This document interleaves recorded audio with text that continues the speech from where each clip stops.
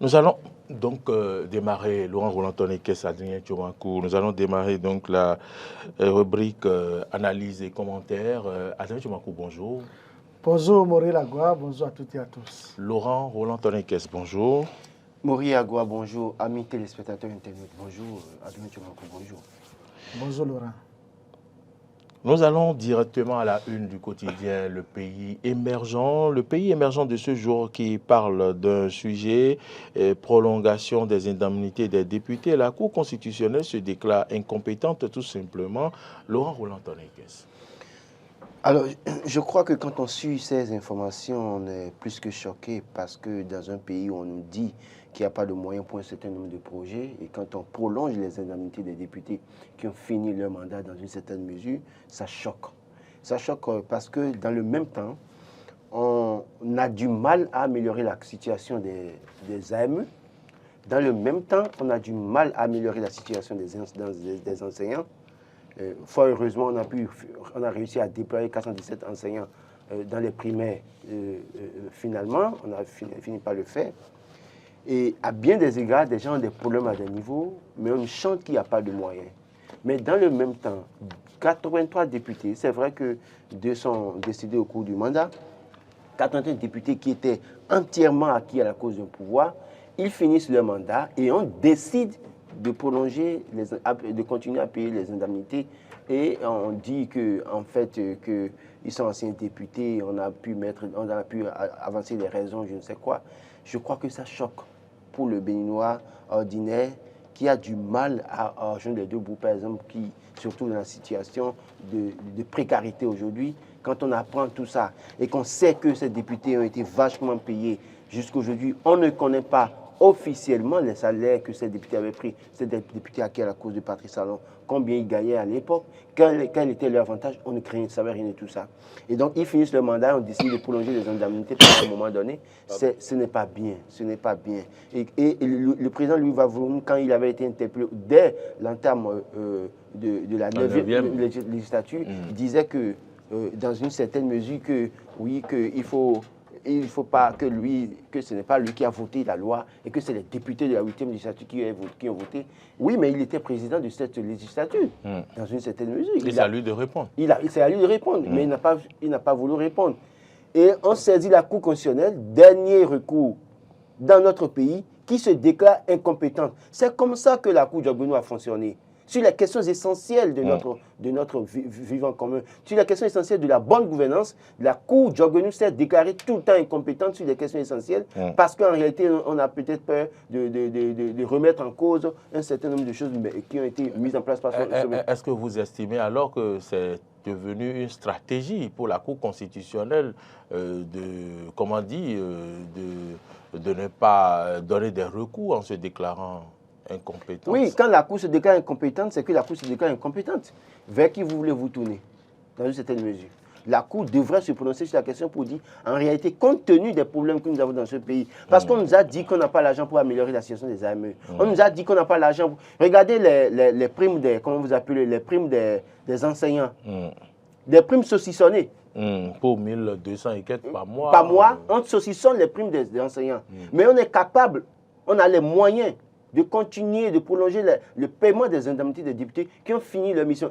Quels députés en plus? Des députés qui, pendant leur mandat, n'ont fait que dire, n'ont été que en griffe, je dirais, la continuité du pouvoir exécutif. Moi, je crois que c'est choquant quand on entend des trucs comme ça. Et la Cour, aujourd'hui, c'est vrai que les décisions de la Cour sont sans recours. Mais je suis au regret de dire qu'en réalité, finalement, on se pose la question de savoir si nous avons les cours constitutionnels que nous avons de Diogbenou aujourd'hui, là, est-ce que ces cours se prononcent véritablement sur les questions essentielles de notre gouvernance, de la gouvernance du Bénin? Parce que quand la Cour se déclare incompétente, cela suppose que pour moi, c'est une fuite en avant. On doit pouvoir dire non, ils ont fini le mandat. Ils ont été payés pendant le mandat, oui ou non? Qui devait un copain à un député au cours de la 8e législature? Personne. Et quand ils finissent leur mandat, on sait les avantages qu'ils ont. Maintenant, pourquoi continuer à leur payer des indemnités alors qu'ils ont fini? Je crois que le pouvoir en place doit pouvoir prendre ses responsabilités. On doit pouvoir arrêter ici maintenant ces choses-là. Parce que le Béninois qui a du mal à vivre dans sa communauté, le panier de la ménagère, la difficulté que les femmes éprouvent dans nos marchés aujourd'hui, avec la cherté de la vie, avec les produits de première nécessité qui coûtent davantage cher dans nos marchés, quand on entend des trucs comme ça révolte. Et ce n'est pas bien. Adrien Tchobankou, voilà la Cour constitutionnelle qui se déclare incompétente une fois encore face à une situation qui concerne quand même notre pays. C'est l'argent du contribuable béninois. Et je ne sais pas si vous trouvez normal que l'on finisse un mandat et qu'on continue pas percevoir des indemnités, pas prolongement ou pas, je ne sais pas. Prolongement, pas continuité ou bien quoi, je ne sais pas. Est-ce que c'est normal selon vous? Moi, du tout, ce n'est pas normal. Je pense que quand vous travaillez, quand vous exercez une fonction, quand vous occupez un poste donné, et que vous terminez avec les avantages afférents, je pense que le problème n'est pas de voir la Cour se déclarer incompétente. Et où se trouve le problème alors? Le problème, c'est Louis Vlavonou, le président de l'Assemblée nationale, puisqu'il a été... Qu'est-ce qu'il a fait? Écoutez, c'est lui qui a été président de l'Assemblée nationale 8e législature. Et c'est lui qui est la personne bien placée pour pouvoir répondre aux interrogations de la Cour. Si Louis Vlavonou n'a pas mis à la disposition de la Cour les éléments nécessaires... La Cour n'a pas dit ça. Écoutez, En fait, les députés de l'opposition qui ont interpellé Vlavonou, la Cour n'a pas dit ça. Dès qu'ils sont arrivés, et Vlavonou n'a pas voulu répondre pour dire que c'est la 8e législature qu'il a fait. Et c'est pour ça qu'ils ont saisi, ces députés ont été obligés de saisir maintenant la Cour constitutionnelle. La Cour constitutionnelle qui se déclare incompétente. Pour dire quoi? Vlavonou, en réalité, c'est un journal écrit, confirme, un journal écrit tout à l'heure, j'ai lu. Moi, vous ne me laissez pas m'exprimer. En réalité, dans le cas d'espèce, qu'est-ce qui se passe? La Cour attend les observations de Louis Vlavonou, qui est le président de l'Assemblée nationale. Mais la Cour s'est prononcée maintenant. On n'est pas à cette étape. La Cour a dit que la Cour s'est déclarée incompétente. Ça veut dire qu'elle a déjà eu les éléments et elle s'est prononcée là-dessus. Ce n'est pas ce que vous dites. Non, vous ne me suivez pas. Laissez-moi aller au bout de mes idées. La Cour n'a pas eu les éléments nécessaires pour pouvoir apprécier la situation. Et pourquoi elle se déclare incompétente? C'est ça. C'est parce que la Cour n'a pas les éléments nécessaires. Si la Cour n'a pas des informations nécessaires pour pouvoir apprécier le sujet, la Cour va se déclarer incompétente. C'est ça. Si on sait déjà que le président de l'Assemblée nationale avait déjà dit que les députés qui ont voté la loi ne sont plus là, et que voilà, donc c'est à croire que lui, il n'a pas d'éléments. Pour moi, la personne accusée, c'est le président Louis Vlavonou de l'Assemblée nationale. La Cour, pour statuer sur une affaire donnée, il y a des praticiens du droit à la Cour constitutionnelle qui font des enquêtes, qui écoutent les différentes parties. Même si Louis Vlavonou ne répondait pas, ne donnait pas des informations à la Cour a au moins la possibilité d'écouter les députés ou ceux qui ont saisi la Cour constitutionnelle. Et donc, déjà, ces informations suffisent déjà. Parce que ce dont on dit là, ce dont on parle là, c'est écouter une seule partie et rendre une décision. Ce dont on parle, c'est si simple. Ce dont on parle, est-ce qu'on a besoin d'aller faire une enquête sur 2 ans, 3 ans ou bien on dit les gens finissent leur mandat. On a prolongé le paiement de leurs indemnités. Ma question, on a compris ce que vous avez dit. Vous avez dit que si la Cour n'a pas eu des éléments, elle va se déclarer incompétente. Ça, là, on n'a pas besoin d'aller à l'école pour comprendre ça. Je ne dis pas que je suis pour ce qui se passe. Je ne suis pas du tout content que des gens terminent leur mandat et continuent de percevoir des indemnités. Bon, ils ont été utiles à un moment donné. Donc, peut-être que c'est une manière de continuer à les remercier. Ils ont été utiles qu'ils étaient payés en ce moment. Donc, il faut que ça s'arrête. Non, l'utilité de l'utilité, ça dépend de comment ils ont été utiles. Non.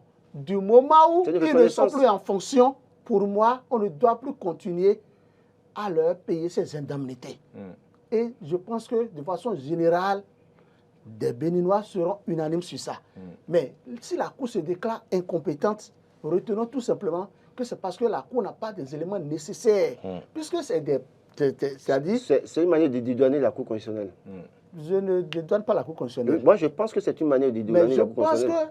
Parce qu'ils sont des citoyens comme nous. Si la Cour n'a pas d'éléments nécessaires, la Cour ne peut pas apprécier, ne peut pas rendre une décision par rapport... Mais la Cour peut demander des éléments complémentaires. Si la Cour demande, on ne le met pas, on ne comment la Cour, vous pensez normalement que la Cour peut demander des informations à l'Assemblée nationale et lui va refuser de donner? Je crois que la Cour a failli sur la question. Il faut appeler chat. Il ne faut pas avoir peur de le dire. Je pense sincèrement que sur cette question, ceux qui sont à la Cour constitutionnelle sont des Béninois comme nous autres. Et c'est l'argent du contribuable. On nous a chanté, on nous chante dans bien des domaines qui n'ont pas l'argent. Et donc, quand on voit clairement, ce dont on parle, c'est du b.a.-ba. On dit les gens finissent leur mandat. Et on continue, on prolonge le paiement des indemnités. Et on saisit la Cour pour ça. Et la Cour se déclare incompétente. On les sonne et ils vont rembourser, c'est tout, non? Ou bien c'est aussi compliqué que ça? C'est banal, tout simple. Moi, je pense qu'à un moment donné, on ne veut pas oser aborder le sujet et on passe pour dire que la Cour est incompétente. Je crois que sur la question, et je l'ai dit, c'est ce que la Cour de Djogui nous a appris depuis qu'il a été installé en 2018 là. Incompétente, Cour constitutionnelle incompétente, sur des questions essentielles, où on peut dire clairement ce qu'il y a à faire et ce qu'il ne faut pas faire. Ce n'est pas bien. Ce que moi je dis, c'est ce qu'on m'a appris à l'école. Oui, je comprends. Moi, j'ai fait le droit. Et c'est quand la Cour n'a pas les éléments nécessaires. Vous avez compris. Ça dit que vous n'avez pas les éléments, donc vous n'êtes pas compétent. Il faut avoir les éléments. Mais ce que je voudrais dire, Laurent Roland Tonique, c'est-à-dire chez Mankou, mais c'est simple. Ça dit que on vous confie une mission, vous finissez la mission, vous partez et vous continuez pas à percevoir des indemnités. Mais quand si vous êtes la Cour, on vous pose le problème. Moi, je pense que c'est simple pour trancher. Extra. Ou bien, même le président, même pour l'exemple. Il faut des preuves. Oui, d'accord. Pour la gouvernance. Quel député pour la gouvernance, a mis à la disposition de la Cour que, effectivement, lui continue de percevoir des indemnités. Laissons la Cour.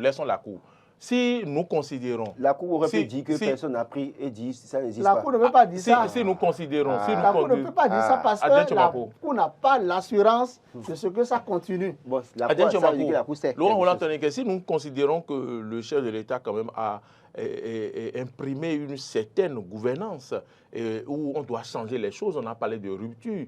Normalement, même le chef de l'État doit pouvoir interpeller ces députés-là. Écoutez, je vous ai dit... Ils ne devaient pas garder silence sur une affaire comme ça. C'est un acte de reconnaissance pour les députés qui ont été constitués pendant longtemps la continuité du pouvoir exécutif. Si c'est considéré ainsi, on passe C'est un acte de reconnaissance.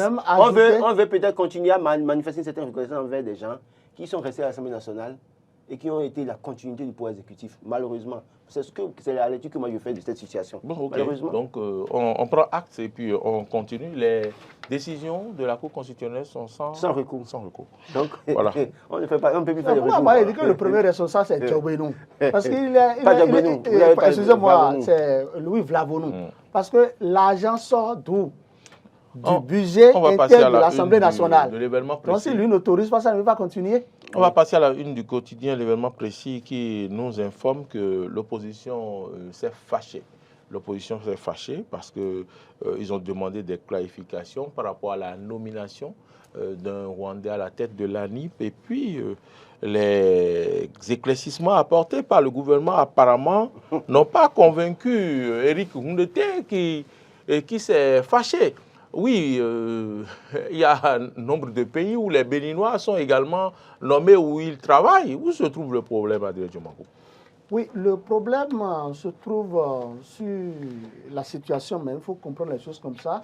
C'est-à-dire, vous savez, les députés de l'opposition attendaient des réponses pointues de la part du gouvernement. Mais quand vous suivez, vous lisez aussi dans les journaux les déclarations du ministre de l'Intérieur qui a représenté le gouvernement sur le sujet, le ministre n'a pas du tout convaincu.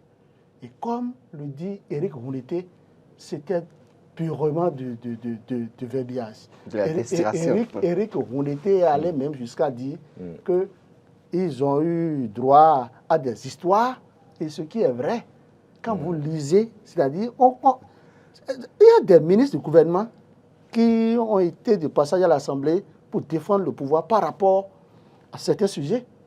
Mais quand vous suivez, effectivement, on nous parle de Oufoué Boahi qui faisait recours à, comment on appelle, des collaborateurs extérieurs, et on nous parle des autres États. C'est ce qu'ils ont dit là-bas? Oui. Vous n'avez pas suivi? Moi, je pense que, effectivement, le ministre de l'Intérieur n'a pas répondu aux préoccupations de Eric Rouleté, aux préoccupations des députés. Est-ce que c'est à cause de cette compétence? Est-ce qu'on n'a pas cette compétence au Bénin? C'est pourquoi on lui a fait recours? Je pense que c'est des arguments qu'il faut utiliser. Il n'a pas répondu. Ce qu'il a dit, et qui sur les normes, c'est peut-être Patrice Talon qui a pris un décret depuis 2018 qui autorise le gouvernement à procéder au recours. À faire recours à des compétences étrangères. Oui, ça veut dire qu'ils n'ont pas violé les tests. Oui. Ils n'ont pas violé les tests. Nous sommes unanimes sur ça. Mais est-ce qu'un secteur sensible, est-ce qu'une agence très sensible qui doit gérer l'état civil d'un pays peut être confié à un étranger? Là où se trouve la question. C'était la véritable préoccupation. C'est ce qui dérange les démocrates. Et c'est ce qui dérange les démocrates parce que le problème c'est quoi? Le problème est que qui est à la tête de cette institution? C'est un Rwandais, le Rwandais Pascal. Ce Rwandais, le président Kagame, il est au pouvoir depuis combien d'années? Depuis au moins 23 ans. Maintenant, est-ce que ce sont ces arguments qui nourrissent les inquiétudes des députés? Parce qu'on sait que quand l'ANIP est bien sécurisée, bien gérée, c'est que ça contribue à la transparence d'une élection, de l'organisation d'une élection.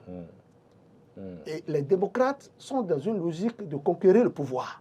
Donc, ils veulent s'assurer que tout au moins, l'agence, l'ANIP là, qu'il n'y aura pas de... Tout se fait dans les règles de l'art. Tout se fait dans les règles de l'art. Donc, c'est ça. Parce que les gens ont peur. On sait que 2026, c'est le grand carrefour. Donc, il faut s'assurer de ce que tout au moins, la liste électorale sera véritablement fiable.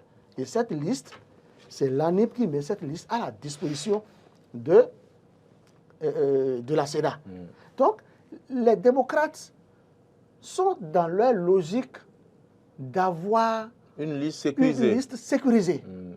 C'est pour ça qu'ils s'interrogent sur le fait que pourquoi au pays de Paul Kagame, pourquoi de l'autre côté, au Rwanda, est-ce que leur liste là-bas était tellement sécurisée?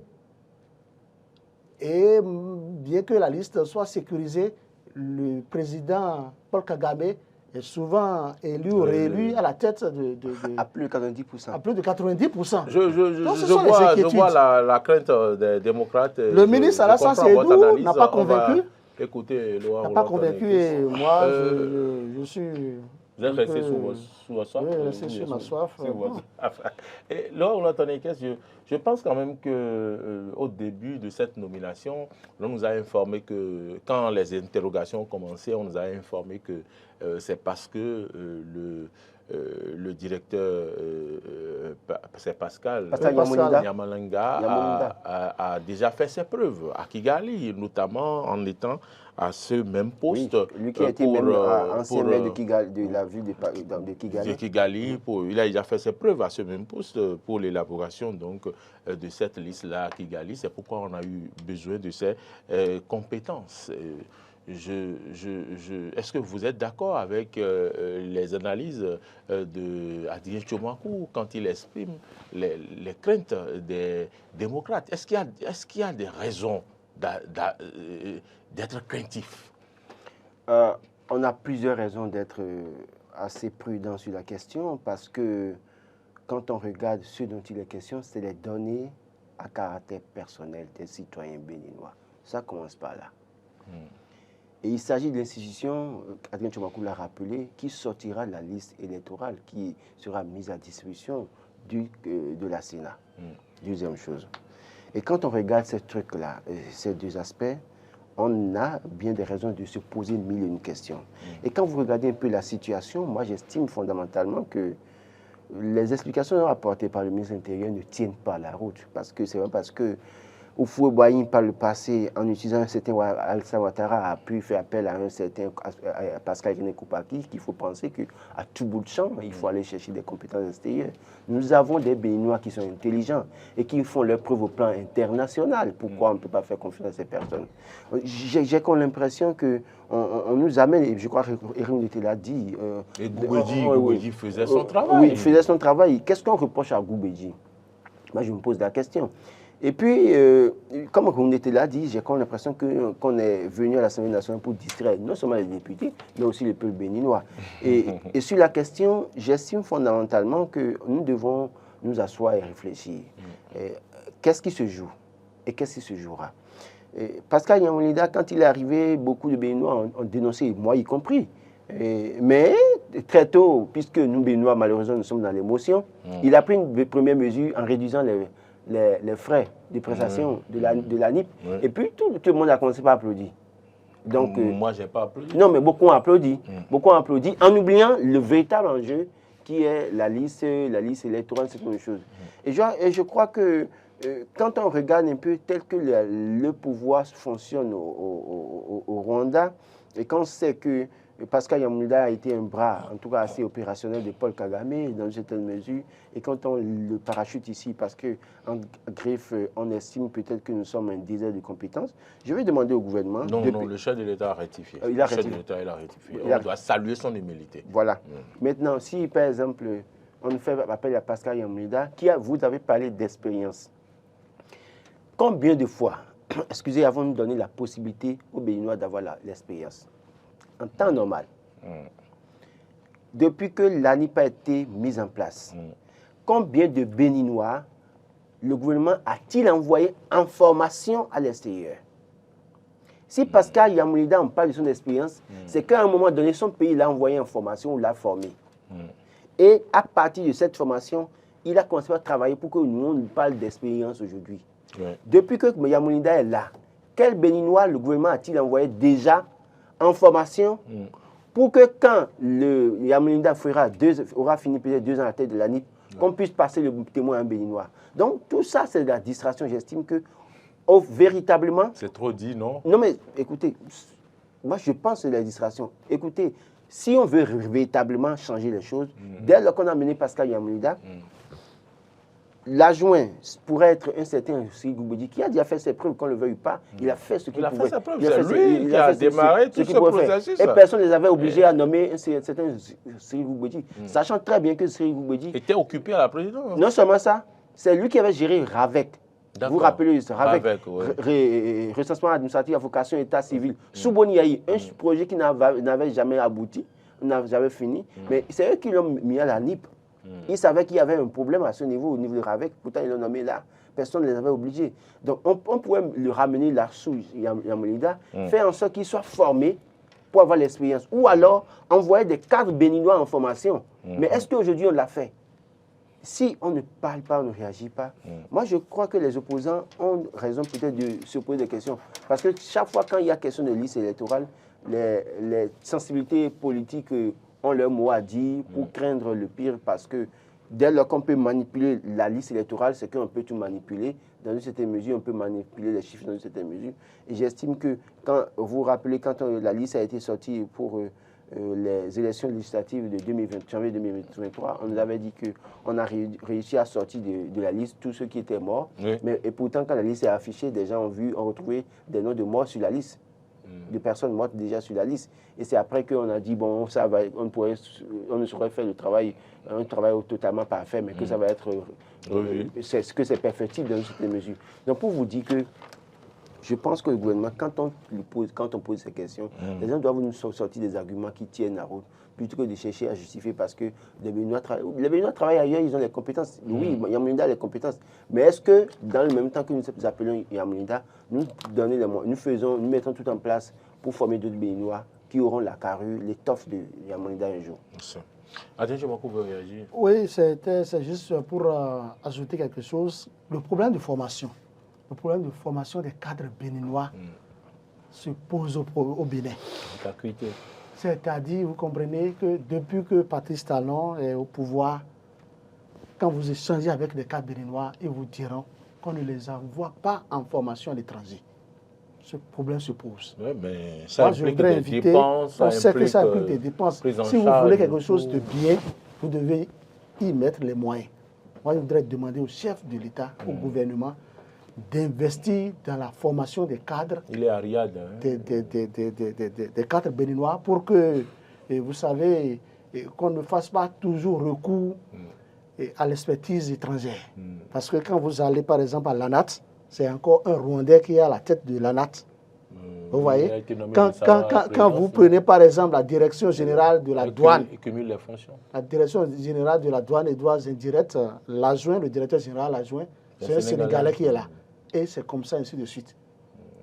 Les Béninois aussi veulent occuper des postes stratégiques pour avoir plus de moyens. Donc, ce n'est même pas avoir plus de moyens, mais c'est de mieux comprendre la gestion de ces structures. C'est-à-dire qu'au-delà des moyens, c'est qu'ils seront payés, mais ils n'ont pas d'autres moyens que ceux qu'ils ont qu'on leur paye. Mais c'est déjà de s'assurer de comprendre le fonctionnement, comment ça se passe. Par rapport à l'ANIP, ce que je voudrais ajouter, c'est quoi?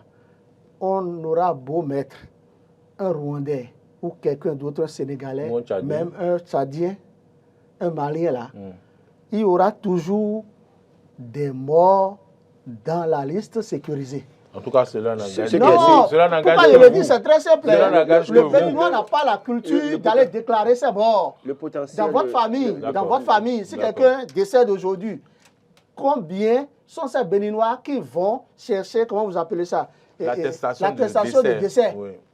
Quand les gens meurent, on les enterre, c'est fini. Non, mais écoutez. Donc, il y aura toujours les morts. Puisque les gens sont déjà enregistrés, ils ont déjà leur nom dans la base des données. Si vous n'allez pas déclarer, il y aura toujours. Non, sur la question, je ne suis pas d'accord. Ce n'est pas la faute des Béninois. Je vous explique terre à terre. Aujourd'hui, c'est vrai que tout est informatisé.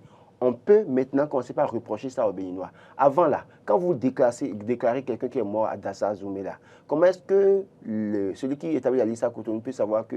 Parce qu'il n'y a pas une informatisation des informations, il n'y a pas de dématérialisation il n'y a pas de dématérialisation. Donc, du coup, des gens meurent à Tukuntuna, personne ne le sait. Mais aujourd'hui, dès que vous déclarez à la mairie, c'est mis dans la base et automatiquement on peut signaler, on peut savoir à Cotonou. Ouais. Avant, ce n'était pas la faute des Béninois, c'est parce que c'est la faute de l'État central qui n'avait pas mis les moyens pour une centralisation. Et imaginez, aujourd'hui, quand vous pouvez rester chez vous ou demander un casier judiciaire. Avant, quand vous êtes né à Natitengou, il faut aller à Natitengou. Ce n'était pas la faute des Béninois, c'est la faute du pouvoir central qui a fini par prendre ça. Et sur la question, il faut décerner un satisfait au gouvernement Patrice Talon, parce que la dématérialisation joue un rôle essentiel.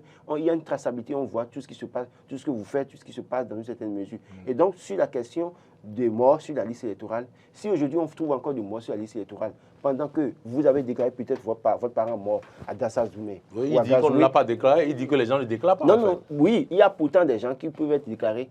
Et malheureusement, si les gens ont failli à leur mission quelque part, on peut retrouver encore le nom sur la liste. Il faut qu'on sensibilise les gens pour que les gens déclarent. Justement, donc aujourd'hui, si ça ne se fait pas, le problème va toujours se poser. Oui, voilà. Mais que diriez-vous si quelqu'un est décédé, on a déclaré et puis finalement on retrouve son nom sur la liste? Non, ça c'est une faute administrative. Et puis, si c'est un et c'est ça que dénonce. Et Potentiel fait bien le dire ce matin de soulever une question concernant le PTA de l'ANIP. C'est-à-dire que Yamoulida doit comprendre qu'il est sur une chaise jetable dans une certaine mesure si jamais il y a des erreurs dans le PTA. Ou qu'il surfe sur des œufs pourris. Ah, mais de toute façon, quand Potentiel commence comme ça, non, c'est pas faire preuve. Potentiel alerte. Le potentiel alerte. Et toutes les fois que endroit, ça ne va pas dans des structures d'État. Toutes les fois que le potentiel a alerté, ça finit par se confirmer. Et donc quand le potentiel alerte comme ça, je ne souhaite pas que ceci se confirme. Pour lui. Justement, parce que déjà, il est dans le viseur des députés de l'opposition, il est dans le viseur de beaucoup de Béninois, y compris moi-même, parce que c'est nos données à caractère personnel qui manipulent. Et donc, une fausse note à son niveau, je crois que les Béninois... Vous n'êtes pas d'accord qu'il manipule vos données? Mais écoutez, ce sont nos données à caractère personnel. Le monsieur est compétent. Non, pardon. Kagame ne confiera pas les données à caractère personnel de son pays pas évident. Dans tout pays. En tout cas, je n'ai pas encore vu ça dans un pays. Qu'on me donne l'exemple. C'est que le ministre de l'Intérieur aurait pu nous donner l'exemple pour dire dans un pays, dans une zone autre pays, là, les données à caractère personnel sont manipulées par un étranger. Là, on le comprendrait. On va passer au dernier sujet du jour, puisque le temps avance dangereusement. Si vous regardez à votre horloge, vous allez voir qu'il sonne 8h45. Et puis, la primeur d'aujourd'hui qui va, comment je vais dire, qui va comment ressusciter une affaire qui dort. Hein. Et donc, comme un éléphant blanc, le journal parle de l'aéroport de Tourou qui a coûté 29 milliards aux contribuables. Mais jusque-là, on n'en dit rien. Adia Djebakou, je vais laisser la parole à Adia Djebakou. Non, vous savez, je pense que c'est hautement politique. Je pense que c'est hautement politique parce que depuis plus de 7 ans, disons les choses comme ça, et même il y a 2-3 ans, Wilfried Léon Hongbeji, le porte-parole du gouvernement, a donné la version officielle du gouvernement sur la situation pour dire que si, jusqu'à présent, l'aéroport de Tourou n'est pas fonctionnel, c'est parce que toutes les dispositions sécuritaires ne sont pas réunies. Bon, qu'est-ce qu'il faut? Vous dites? C'est-à-dire? C'est-à-dire qu'au plan sécuritaire, ça, tout ne va pas. Tout n'est pas cohérent, tout n'est pas en bon état. Maintenant, pourquoi depuis 7 ans, le gouvernement béninois ne peut pas corriger les défauts? Parce que, écoutez, c'est 29 milliards de francs CFA qui ont été déjà engloutis dans cette affaire.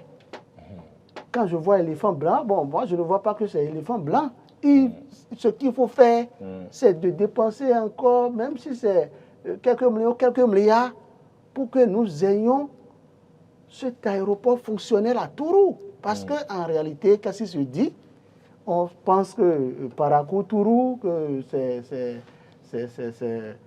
plus aux mains de Boni Yahi, qui est avec les démocrates, qui est aujourd'hui le président des démocrates, et que les démocrates de jour en jour ont une assise politique au nord du Bénin. À l'époque, ce n'était pas les démocrates. Écoutez, bon, c'était FCBE, maintenant les démocrates.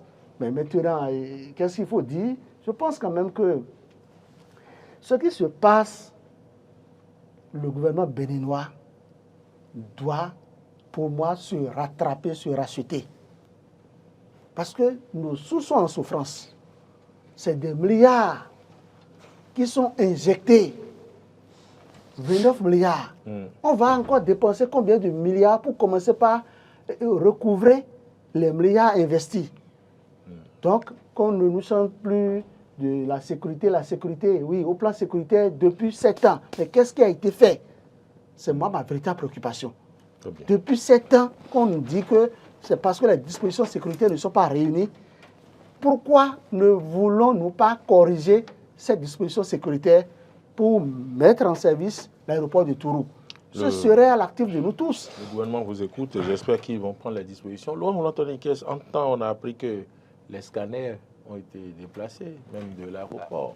En fait, cette manière de faire les choses, de montrer que tout ce que Boni Yahi a fait est mauvais, de mauvaise qualité, c'est une erreur que fait le système en place. Ce n'est pas bien. D'ailleurs, pour le coup, Tourou, il y avait tout en place. Quand ils sont arrivés, c'est eux qui ont dit que les trucs n'étaient pas de bonne qualité. Et c'est les premiers qui sont allés chercher le scanner installé par Boni Yahi dans cet aéroport pour l'amener à Cotonou.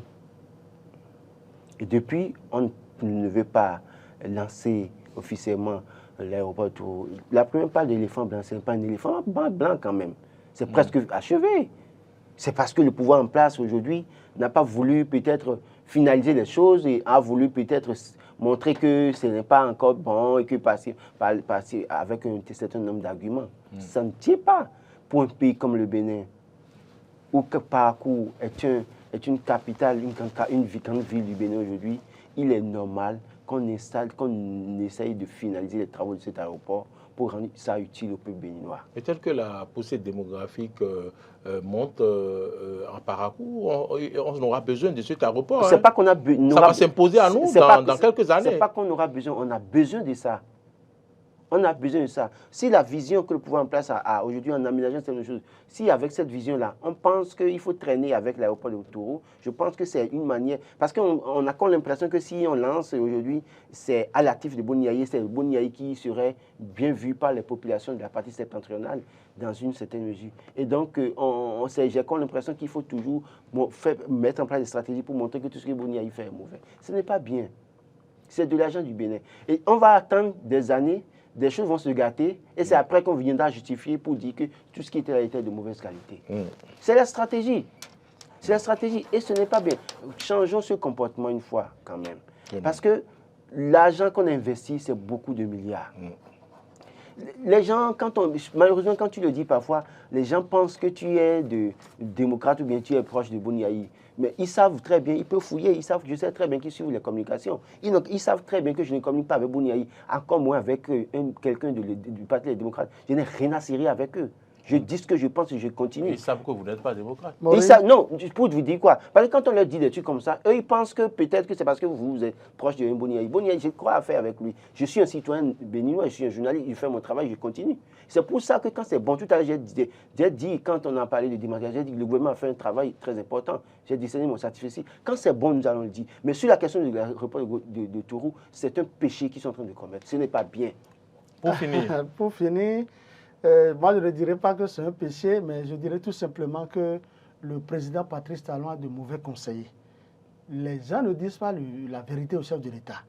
C'est dans tous les pays. Hein. Non, il y a des gens qui entourent le chef de l'État qui ne lui disent pas la vérité. Ça, c'est dans tous les pays. Le ministre des Transports n'a qu'à dire la vérité à Patrice Talon, même s'il n'a pas encore véritablement pris connaissance du dossier, parce qu'il est là maintenant, ça ne fait pas encore 6 mois. Écoutez, l'aéroport de Touro est très capital. Je pense aussi que c'est parce que notre chef d'État, excusez-moi, n'aime pas aller au nord du Bénin avec avion, avec hélico, que lui-même n'a pas encore compris l'importance. Il est allé au nord du Bénin depuis 2016, combien de fois déjà? Il faut qu'il soit régulier là-bas pour sentir le besoin. Si Patrice Talon était régulier au nord, même si c'est avec jet privé, il aurait déjà senti l'importance de l'aéroport de Touro. L'aéroport de Touro, moi, entre-temps, quand ils ont lancé Benet Tassi, ils ont lancé aussi Air Tassi ou bien je ne sais quoi. Air Benet Tassi. Air Benet Tassi. Et on dit que ça doit quitter Cotonou pour Parakou. Mais ce n'est pas l'aéroport de Touro qu'on devrait utiliser. Ou bien ces hélicos sont portés disparus. Je n'ai plus pris connaissance de ça. Ou bien ça n'a pas marché. Donc il nous faut ça. Même vous allez au Maroc tout près pour quitter une ville pour une autre. Vous prenez de l'avion facilement, vous allez très vite. Vous savez, les Béninois ont de l'argent pour prendre de l'avion de Cotonou à Parakou. Au lieu d'aller mourir sur les routes, comme ce fut le cas avec les gens de l'ASCOB en janvier. Vous avez vu comment l'accident de Dassa a été souvenu. Oui, les gens avaient de l'argent, ils pouvaient prendre l'avion. C'est des cadres Béninois qui sont partis comme ça. Ceux qui sont morts dans ce bus, par exemple, quand vous regardez un peu ces personnes, les gens ont de l'argent pour prendre de l'avion, pour prendre l'avion. Et ce groupe de Lions Club et d'autres groupes pouvaient prendre l'avion et pas l'infrastructure. Je voudrais demander au gouvernement ce matin, oubliez Boni Yayi, ouvrez l'aéroport de Touro, rendez service à vos concitoyens. Oubliez Boni Yayi, c'est vrai que c'est lui qui a réalisé. Les Paraquois diront que c'est Boni Yayi, d'accord, ce n'est pas un problème. L'État a une continuité, faites ce que vous devez faire.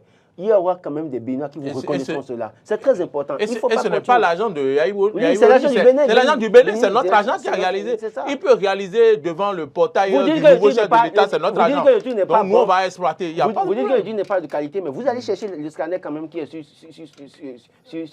le site. Et vous mettez ça à côté. Pour moi, depuis 2017... Et quand les Paraquois se sont soulevés, le ministre les calmé à l'époque pour dire que non, régler c'est pas bien. Les imperfections. Les imperfections pouvaient être réglées. Boni Yayi est rendu célèbre à travers ses actions. Merci. Il ne faut pas continuer à rendre célèbre Boni Yayi. Allons inaugurer l'aéroport du Touro. Finissons les travaux. Merci. Inaugurons et ramenons si possible le scanner. On en a besoin. J'ai envie de prendre un avion à l'aéroport de Cotonou pour descendre à Parakou pour aller faire du tourisme. Pourquoi pas? Laurent Roland, merci. C'est moi. Adrien Chimakou, merci. Cotonou, Parakou, par vol aérien, c'est 15 minutes. 15 à 30 minutes au plus. Je vous souhaite de passer un très bon week-end.